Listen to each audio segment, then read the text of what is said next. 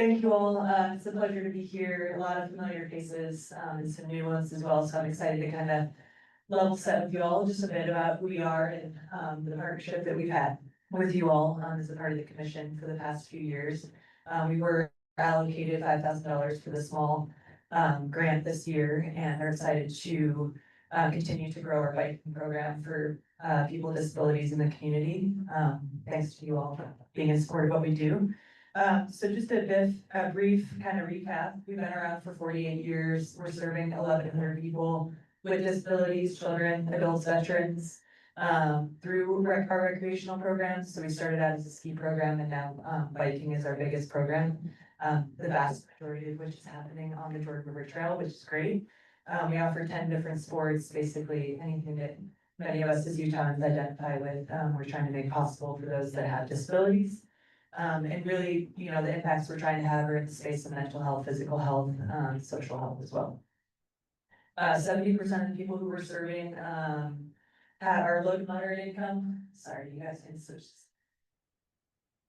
You can switch that. Great. So yeah, 70% low to moderate income.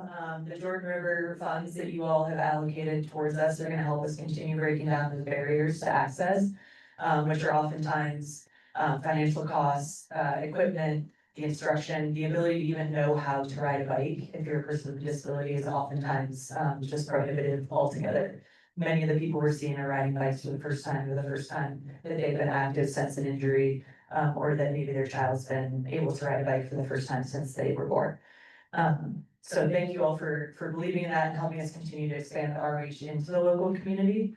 And as I mentioned around the impact space, we're seeing incredible gains in terms of the mental and physical health space. Over 94% of all of our participants are reporting improvements in confidence, self-esteem, mental health, motivation to be active, and over 86% are seeing improvements in their relationships with friends and family, as well as, you know, improved physical health. So, currently, there's 1 in 4 people have a disability in Utah. Some of you may or may not be aware. I imagine with your constituent base, you're probably well aware, which we kind of measured relative to the group that recreates in the community to be just over 200,000 people. And as I mentioned, we're only serving 1,100 a year, and our demand is completely skyrocketing as people are understanding the need to be moving their bodies more. I think we can all probably relate to a desire to be doing more of that, but also just the lack of access that exists. Our average piece of equipment for someone to be able to be active and maximize their independence is around $10,000. That also means you have to be able to maintain it, store it, transport it. And so we house all the equipment and try to provide all the access for people to be able to move their bodies. And so looking ahead, we are trying to fulfill our vision of really making this a community that elevates recreation for people with and without disabilities. And part of doing that is changing our model. Right now, we have a space, we're located in Murray, 6,500 square feet. But the function of how we operate, which is trucks and trailers going to different parks, many of your parks in this room. Thank you for having us.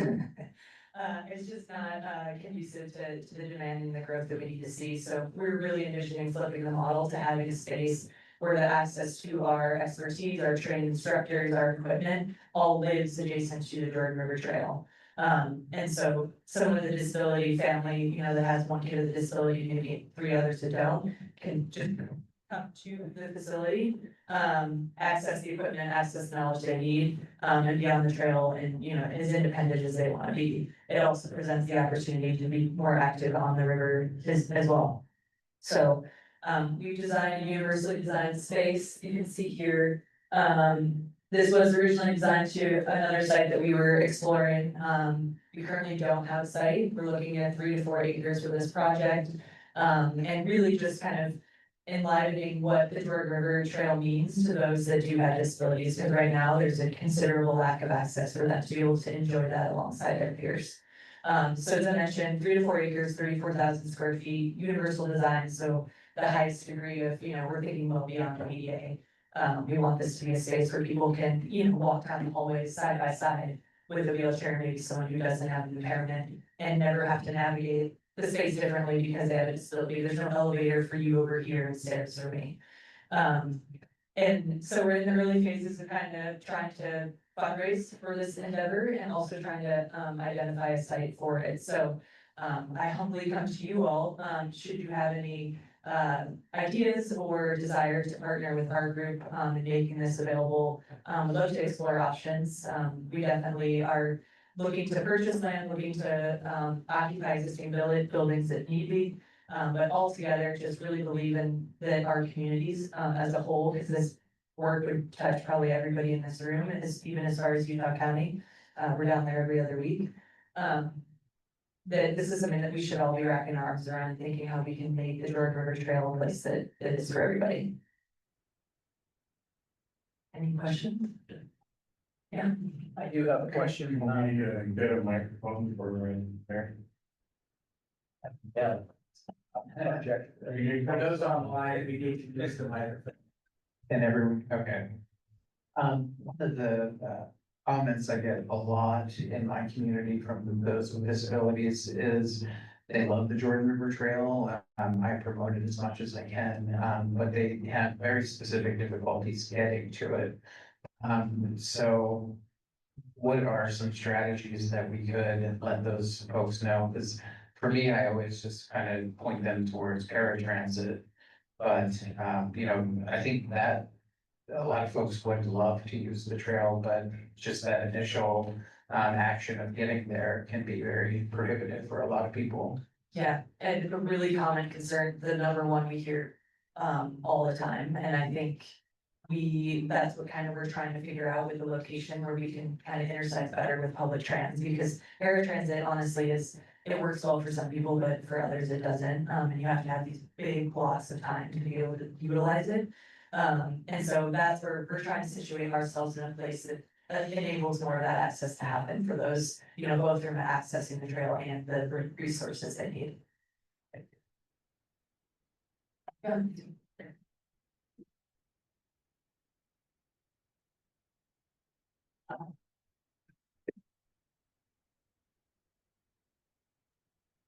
Elizabeth, yeah, I'd love to talk with you sometime. I think I've met you once before, quite a few years ago. I'll get in touch via email. I presume we've got your email somewhere in the system, or Soren can provide it, or is it maybe on the agenda? Yeah, I think if you go out in the minutes and that. Okay, let me just check. This is the Kimball. Nope. Okay. I'll make sure you leave your email address with Soren, or if you want to post it on Zoom, that'd be great. And I'll get in touch with you. Okay. Thanks. There is an access to the Jordan River Trailway on 8600 that is just a little south of us where we are here. However, the access point is very, very, very steep getting from the 8600 down into the Jordan River Valley and then into the trail. We have handicapped people that use that. However, we also have a handicapped person on his, I'm gonna call it wheelchair, but it was one of those that you do with your feet too, that went off of that trail and into the canal and died. Do you have any signage that we could put up that would say not accessible for wheelchairs or whatever? I would probably lean on someone a little bit more like the urban development expertise in that sense. And the individual that passed away was a participant of ours, and that was really hard to see. But I definitely think it's something that if, you know, that is an area that there's considerable concern around, we're happy to, you know, take a look at it and advise or connect people where we can, because safety is definitely something that is a factor in and around the trail often, and something that we're encountering as well. So, happy to connect with you on that if that's part of your group, or if there's, what, city is that a part of? West Junction. Okay.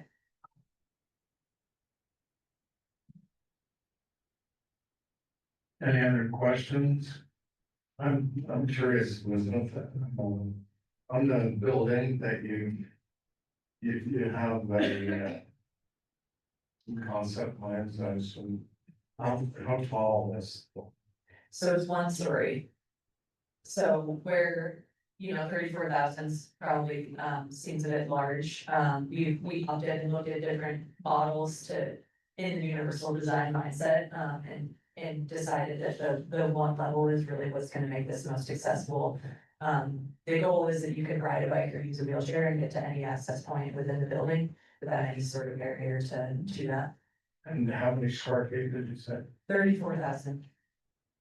And that's a combination of our equipment storage, which, if any of you've seen a hand cycle, it's about 8 feet long and needs a footprint about 4 feet wide, so we're not just talking your average bikes. Trucks, trailers, we're also looking to host on-site programming there, so an indoor cycling class, yoga classes, it would be for, both people with disabilities exclusively, as well as those, to come and integrate in a more inclusive way. Multi-purpose space, so kind of expanding some of our programming there, but the really cool model is that if we get this space on the trail, people don't have to wait for us to bring bikes to them or to the trailhead. We're limited, we can only use 20% of our existing bike capacity right now because we have to bring it to, Military Park, for example. Instead, if we have our building, people can just come and drop in, grab equipment, we can fit them, and they can be on their way, riding with family, being a part of a group. We also partner with 7 different school districts. We also partner with the VA, Intermountain Hospital, Primary Children's, NeuroWorks, you name it, many entities that are touching people with disabilities, and right now we just can't serve that many. And so this would allow us to, really be able to scale in terms of that capacity and the experience of reaching more and diverse populations. Thank you. Elizabeth, we have one question online. What term do you use to describe someone with a disability, a disabled or handicapped?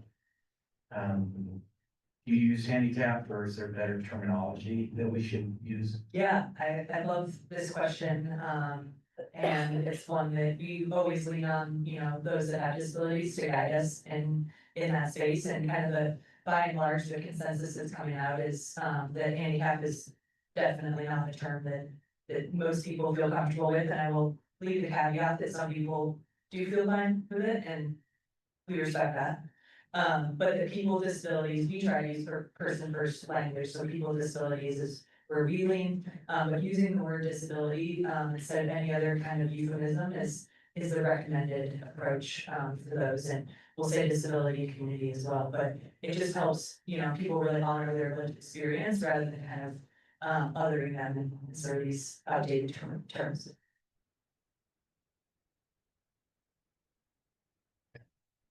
Thank you so much. Thank you.